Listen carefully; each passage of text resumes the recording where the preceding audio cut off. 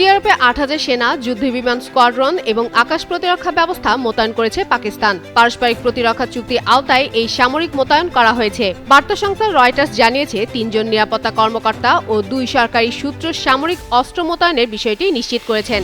তাদের দাবি, এটি একটি পূর্ণাঙ্গ যুদ্ধ সক্ষম বাহিনী, যা সৌদি আরবের ওপর আরও হামলা হলে দেশটি সেনাবাহিনীকে সহায়তা করবে। তবে এ বিষয়ে এখনো কোনো মন্তব্য করেনি পাকিস্তান আর্ম ফোর্স বা দেশটির পররাষ্ট্র দপ্তর, কিংবা সৌদি আরবও এই বিষয়টি নিশ্চিত করেনি। রয়টার্স বলছে প্রায় ১৬টি যুদ্ধবিমান নিয়ে একটি স্কোয়াড্রন সৌদি আরবে পাঠিয়েছে পাকিস্তান।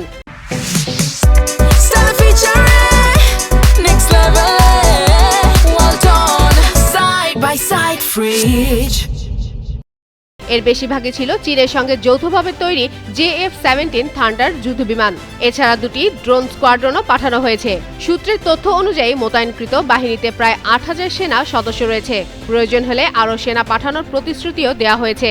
একই সঙ্গে চীনা তৈরি HQ-9 আকাশ প্রতিরক্ষা ব্যবস্থাও মোতায়েন করা হয়েছে।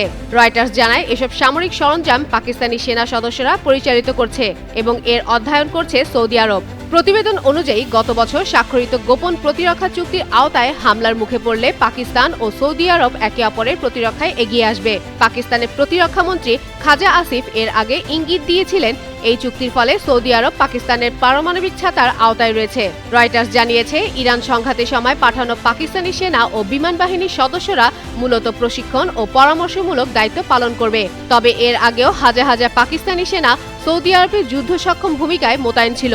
যুক্তরাষ্ট্র ও ইরানের মধ্যে যুদ্ধবিরতি প্রতিষ্ঠায় মধ্যস্থতাকারীর ভূমিকায় থাকার পাশাপাশি রিয়াদের সঙ্গে সামরিক সম্পর্ক জোরদার করেছে ইসলামাবাদ।